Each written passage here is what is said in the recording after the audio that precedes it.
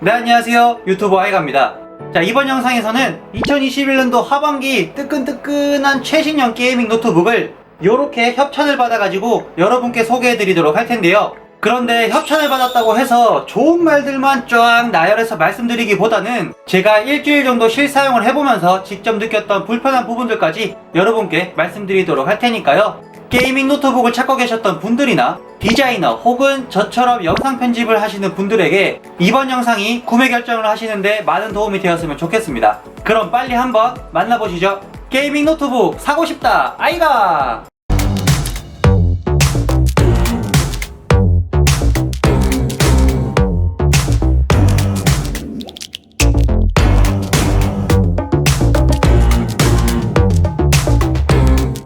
자, 이번 영상에서 소개해드릴 제품은 기가바이트사의 어로스 15P KD라는 제품인데요.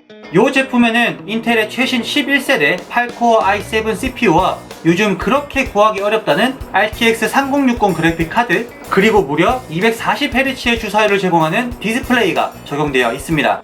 그런데 여러분, 요즘에 그래픽 카드 구하기가 진짜 어렵다고 하잖아요. 최근 코로나의 영향으로 재택근무를 하시는 분들이나 혹은 온라인 강의를 들으시는 학생분들이 많아짐에 따라서 데스크탑이나 노트북의 수요가 정말 많아지고 있는데, 이러한 수요에 비해서 공급이 따라가주지 못하니까 이렇게 그래픽 카드의 부족 현상이 일어나고 있다고 합니다. 그래서 최근에는 그래픽 카드를 엄청 사재기 해놓은 사람들이 정가 대비해서 2배에서 3배 정도 부풀려서 판매를 한다 하더라고요. 아주 리셀러들만 신이 났죠. 하지만 여기 어로스 15P 노트북에는 RTX 3060 그래픽 카드가 탑재되어 있는데, 그럼 본격적으로 이 제품에 대해서 살펴보도록 하겠습니다.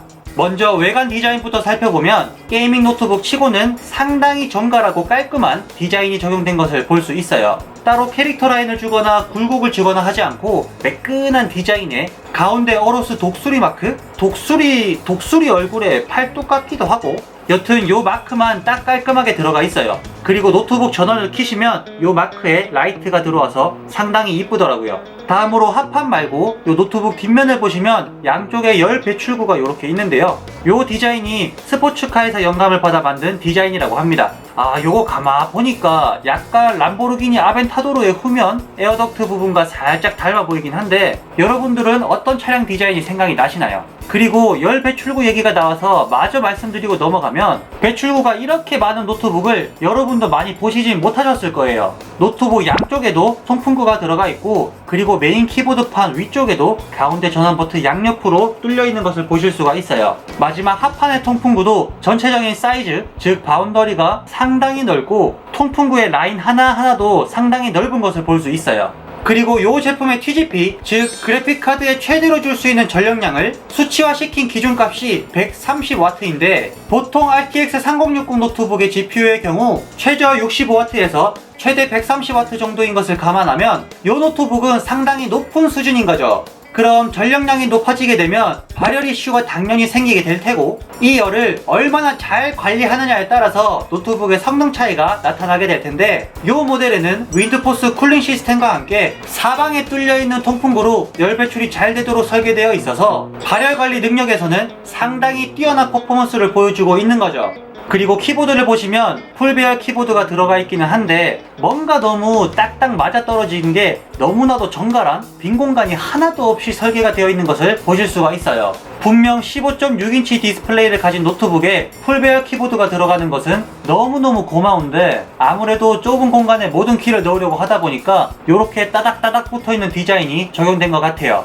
그래서 이 부분은 개인적으로 상당히 아쉬운 부분이었어요. 아무래도 게이밍 노트북이다 보니까 방향키만이라도 조금만 아래로 내려서 독립적인 느낌을 줬다면 좀 더 좋았을 것 같은데, 실제로 사용해보니까 그 불편함이 체감상으로 더 많이 와닿더라고요. 계속해서 옆에 키와 동시입력이 되거나 잘못 누르는 경우들이 있어서 아무래도 적응하는 데는 시간이 조금 걸릴 것 같기는 해요. 그리고 한 가지 더 말씀을 드리면, 게이밍 노트북 치고는 제 개인적으로 타건감이 많이 부드러운 편이었어요. 그래서 타건감에 민감하신 분들이라면 본인이 주로 작업하는 프로그램이나 게임에 따라서 충분히 고려해보시는 게 좋을 것 같습니다.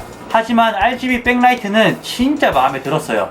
라이팅 시스템 종류도 상당히 많았고 각 키마다 사용자가 원하는 컬러 지정과 매크로까지 설정이 가능해서 디자인 작업이나 게임을 플레이할 때 동시 키 입력을 하는 경우 상당히 도움이 많이 되더라고요. 그리고 아래의 터치패드 또한 스무스 글래스 재질이 적용되면서 정교한 움직임을 요구했을 때도 반응이 상당히 괜찮았고 활용할 수 있는 멀티터치 입력 기능의 개수도 많아서 터치패드 부분은 전체적으로 만족스러웠어요. 자, 이제 마지막으로 디스플레이도 한번 살펴보도록 할 텐데요. 진짜 이 제품은 디스플레이가 진짜 대박이에요. 우선 동급의 바디 사이즈를 가진 제품들이 평균적으로 15mm의 베젤을 가지고 있는 것에 반해서 이 에어로 제품은 좌우 상단의 베젤이 3mm로 상당히 얇기 때문에 스크린 대 바디 비율이 89%나 제공이 되고 그로 인해서 노트북 사이즈 대비 꽉 찬 화면을 사용할 수 있다는 큰 장점이 있습니다. 그리고 최근에 많은 이슈가 되고 있는 아이폰 13 시리즈에도 120Hz의 주사율이 적용될 것이라는 예상들이 나오고 있는데 이 노트북은 무려 FHD 240Hz의 고주사율을 제공하고 있어요. 그러니까 쉽게 말하면 초당 240개의 이미지를 출력할 수 있다는 얘기죠. 그래서 주사율이 높아지게 되면 갑작스러운 화면 전환에도 반응 속도가 상당히 빠르고 그로 인한 잔상도 남지 않아서 고화질의 액션 게임을 플레이할 때 확실히 체감상 차이를 많이 느끼실 수 있을 거예요. 그리고 NTSC 72%의 뛰어난 색 지연율을 제공하고 있고 300니츠의 밝기로 보다 선명한 화면을 제공할 뿐만 아니라 sRGB 100% 광역색 디스플레이로 색상을 따로 왜곡하거나 하는 일 없이 정말 사실 그대로의 색상을 표현해주고 있어서 고화질 게임뿐만 아니라 디자인 작업을 하실 때도 상당히 만족스러운 디스플레이를 제공해주고 있는 거죠. 자, 여기까지 전체적인 외관 디자인과 디스플레이를 한번 살펴보았는데요. 키보드 디자인에는 조금 아쉬운 부분이 있기는 했었지만 전체적인 디자인을 봤을 때는 게이밍 노트북 치고는 정말 깔끔하고 정갈한 느낌이 많이 들었습니다.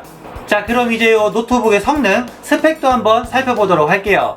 CPU는 인텔의 11세대 i7-11800H가 탑재되어 있는데 8코어 16스레드에 최대 클럭 4.6GHz의 데스크탑 못지않은 성능을 제공해주고 있어요. 특히 클럭 속도는 CPU가 초당 실행하는 사이클 수를 기가헤르츠 단위로 측정을 해놓은 것인데 4.6GHz, 즉 초당 46억 번의 사이클이 실행되는 것이니 수치를 놓고 보았을 때 데스크탑과 충분히 견줄 만한 그런 성능인 거죠. 그리고 그래픽카드는 엔비디아사의 지포스 RTX 3060 GPU가 탑재되어 있는데 전작인 2세대 RTX에 비해서 상당히 기능적 향상이 많이 이루어진 제품이에요. RTX 30 시리즈는 2세대 RTX 아키텍처인 암페어와 함께 새로운 RT코어, 텐서코어, 스트리밍 멀티프로세서 등이 탑재되면서 상당히 사실적인 레이트레이싱 그래픽과 최첨단 AI 기능을 제공함으로써 게이머와 크리에이터들에게 만족감을 줄 수 있는 그런 제품이에요. 확실히 두 이미지를 비교해보았을 때 고여있는 물에 반사된 물체의 표현력이 차이가 많이 나죠.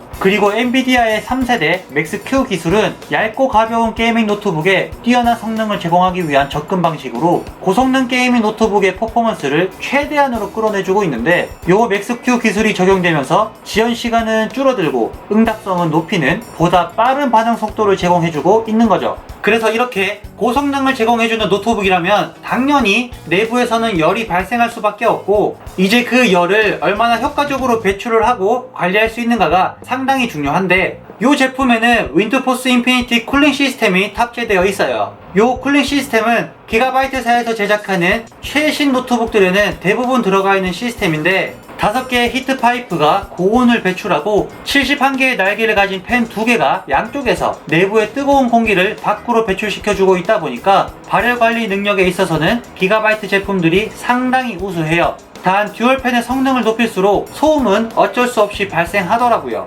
그리고 최신 DDR4 3200 메모리가 탑재되면서 전작 대비 읽기 속도는 12% 그리고 쓰기 속도는 34%가 향상되었고 메모리 스토리지 슬롯은 2개 4세대 PCIe SSD를 탑재할 수 있는 2개의 슬롯이 제공되는데 둘 중 하나의 슬롯은 SATA SSD와도 호환이 가능해서 대용량 저장 공간을 원하시거나 노트북 스피드 조절을 원하시는 분들께 상당히 유용한 부분이에요. 자, 그런데 이렇게 좋은 스펙들은 다 가지고 있다고 해도 배터리 용량이 적으면 사용하는 데 있어서 정말 불편하단 말이죠. 하지만 요 오로스 15P 제품은 99Wc 대용량 배터리가 탑재가 되면서 한 번 완충 시 최대 8시간까지 사용 가능한 수준이라 외부에서 장시간 게임을 하시거나 혹은 편집 프로그램을 오랜 시간 동안 사용하시는 게 아니시라면 충전기 없이 노트북 본체만 들고 다니셔도 크게 불편한 감은 없으실 것 같아요. 자, 그리고 이렇게 직접 들고 다니시려면 무게가 상당히 중요하잖아요. 그래서 직접 한번 무게를 측정해 봤는데 본체는 2.2kg 정도가 나왔고, 그리고 충전 파츠는 0.8kg 정도, 그래서 두 개 합하면 모두 3kg 정도가 되겠네요. 그래서 3kg를 들고 왔다 갔다 한다고 생각을 하면 요거 좀 무거운 거 아닌가? 라고 생각하실 수도 있는데, 처음에 말씀드렸던 TGP의 수치가 높은 제품일수록 사이즈도 크고 무게도 더 많이 나간단 말이죠. 그리고 게이밍 노트북이 일반 노트북보다는 평균적으로 무게가 조금 더 많이 나가고 있는데, 이 정도 수준의 스펙을 가진 게이밍 노트북이 2.2kg 정도 나와주는 거는 분명 게이밍 노트북이지만 최대한 휴대성을 고려해서 만든 제품이다 라고 할 수 있을 것 같아요. 자, 그래서 이렇게 오로스 15P KD 제품의 디자인과 스펙을 한번 살펴보았는데요. 그럼 마지막으로 가장 중요한 가격도 한번 살펴보도록 하겠습니다. 이 제품의 출고가는 212만 5,260원인데 현재 G마켓에서 6% 할인된 금액으로 197만 6,500원에 판매가 되고 있습니다. 분명 요새 구하기 힘든 RTX 3060 그래픽 카드가 탑재되어 있고 다양한 최신 부품들이 밀집이 되어서 고성능을 제공하는 노트북인 것은 알겠지만, 아무래도 또 200만원대에 달하는 가격대가 쉽게 구매를 결정할 수 있는 금액은 아니거든요. 전반적으로 게이밍 노트북 치고는 가벼운 무게와 대용량 배터리로 휴대성을 높이기도 했고, 게임 플레이 뿐만 아니라 디자인이나 영상 편집 면에서도 상당히 좋아 보일 만큼 좋은 스펙을 가지고 있는 것은 저도 인정. 하지만 판매가가 조금 더 낮게 책정이 되었더라면 훨씬 더 좋지 않았을까 라는 아쉬움이 들기는 합니다. 자, 이렇게 최근에 출시한 오로스 제품을 한번 살펴보았는데요. 게이밍 노트북 구매를 희망하시는 분들에게 제 영상이 많은 도움이 되었으면 좋겠습니다. 영상이 도움이 되셨다면 구독과 좋아요 한 번씩 눌러주시는 거 꼭 잊지 마시고, 저는 다음에 더 좋은 영상으로 찾아뵙도록 하겠습니다. 지금까지 시청해주셔서 감사합니다. 게이밍 노트북 사고 싶다 아이가!